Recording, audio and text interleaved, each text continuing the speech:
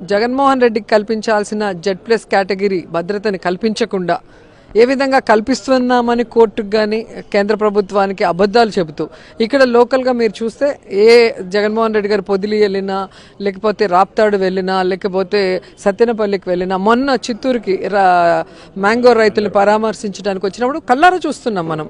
నేనైతే ప్రత్యక్షంగా చిత్తూరులో చూశాను.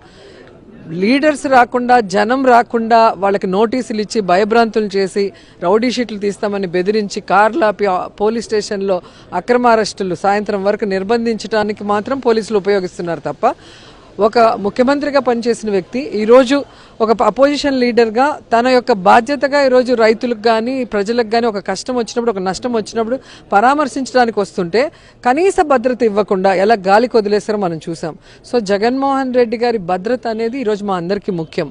ఎందుకంటే ఆయన బాగుంటే రాష్ట్రం బాగుంటుంది, రాష్ట్ర ప్రజలు బాగుంటారు. కాబట్టి ఆయన భద్రత మీద ఖచ్చితంగా ఈ ప్రభుత్వం మీద కేంద్ర ప్రభుత్వానికి ఫిర్యాదు చేస్తాం, న్యాయస్థానాల్లో పోరాటం చేస్తాం. అలాగే పార్టీ తరఫున మేము కూడా జగనన్నకు భద్రత కల్పించడానికి ఒక ప్లాన్ ప్రకారం ముందుకు వెళ్దాం అనుకుంటున్నాం.